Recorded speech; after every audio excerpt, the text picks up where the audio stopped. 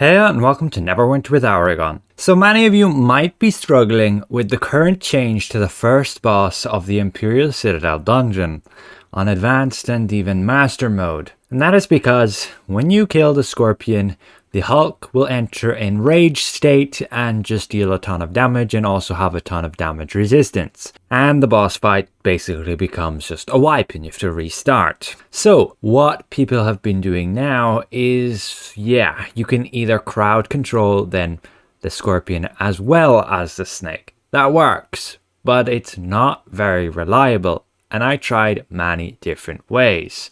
We tried going in here as a healer, and I went and used the charging bull ring.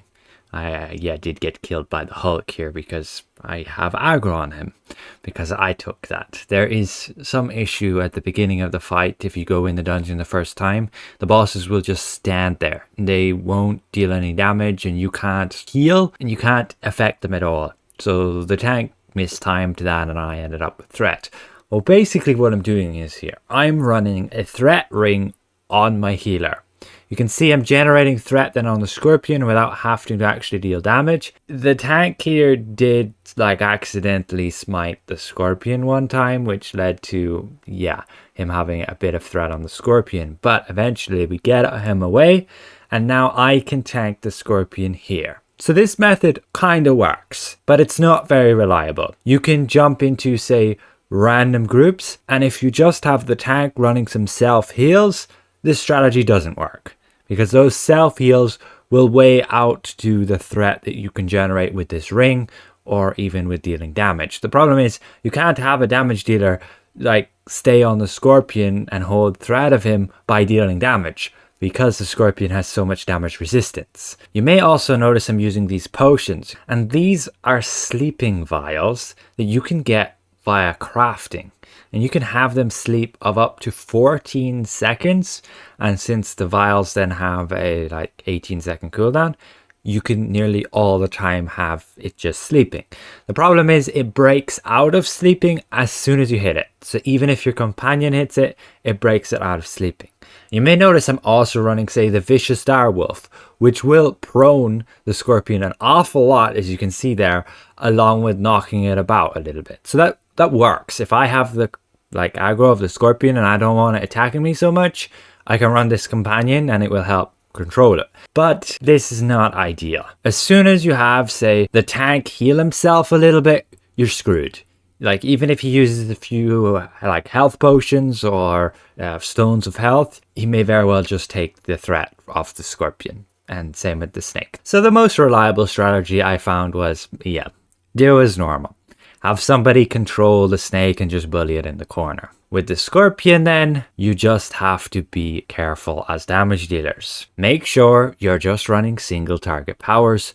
Look up and you will hit the Thun Hulk. Even when you get all the spiders coming in, just aim up. Just always look up a bit and you will hit the Thun Hulk rather than either the spiders or, most importantly, the Scorpion. You just need to be careful with your damage. Make sure you're using single target abilities and only attack the Thun Hulk. We do it here with mostly everybody on single target. The wizards do use some daily powers on the spiders to kill them, to group them up as well. If you have nobody to do that, and you're afraid of accidentally over damaging the Scorpion, then leave the spiders. They have a progress bar under their hit points. As you can see, when that bar depletes, that is exactly when they're going to explode. So as soon as they're going to explode, you do like us, you move away. Same as the tank. You can move away from the spiders when they're going to explode. If you have low gravity, because you've destroyed the generators, you can actually jump up and also avoid the explosion of those spiders.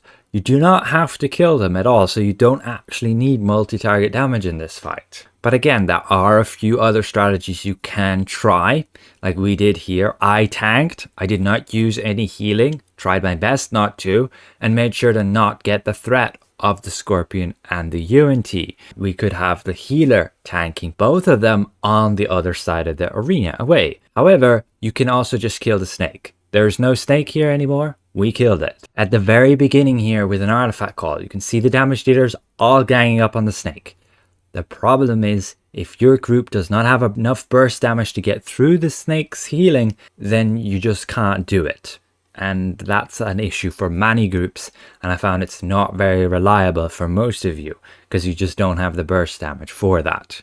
And then if you haven't killed the snake, then you are still left with both the snake and the scorpion, which need to be controlled, which unless you have, say, 2 wizards doing that, and then those 2 wizards are occupied doing that, you don't have much damage on the boss and you take forever. So in conclusion, the best strategy is to go single target and only attack the Thunhawk. Leave the scorpion on the tank like normal and just have, somebody bully the snake in the corner, which push effects. And that's it. The scorpion's just a bit too fast to also be able to bully into a corner. That's that. And hopefully this helps. Again, if devs, you're listening to this, I'm not exactly happy with the state of this first boss. Something needs to be adjusted so that you can more easily take threat from those mini bosses. Perhaps give players an additional power as an option before going into this boss that would allow them to draw threat off a target. Have a top of the threat list ability like you would have in, say, Curse of Strahd with the book with the sisters. You'd have a similar mechanic with this. Somebody would take like the book and pull the threat of the mini bosses or 2 of them separately, and that way you will circumvent the issue with tanks just healing and drawing threat of everything, because it just doesn't work right now. You can't really expect a tank to not use any healing. That's just too rough in advanced. In master it's okay, but in advanced and normal I don't think it's okay. But that's enough said. Hopefully this helps some of you. Again, there are different strategies you can use, but I did not find any of them as reliable as just using single target, and make sure you only hit the Thunhawk. Make sure to look up to help target only the Thunhawk, or you can also use your hard target lock, which is on PC control. You just press left control and you can see you will always lock onto your target, and as long as you're holding down that button you will always target this creature. You'll never be able to target another one, and your camera will always point to the middle of the target. And you can change that keybind in the options here. Lock, target, hold on control. Change it to whatever you want, and that makes sure you're always focusing on your one target. You can do that for the Thunhawk. And then for those spiders, you should not need to worry about them. Just keep an eye out when they're going to explode, and when they do, make sure you jump up or move away. Other than that, have somebody still to bully the snake in the corner. If that person's something other than, say, a wizard, you can use those sleeping vials to help you. They just come from crafting right here. Strong sleeping vials. They should be very cheap to make. Don't let anybody scam you. And if you are a crafter and can make these, there's an opportunity for you to make some astral diamonds. These help an absolute ton. You just have to be aware, if you do attack them, they break out of it. So thanks for watching. A special thank you to all of these channel members, and we'll see you guys around. Goodbye for now.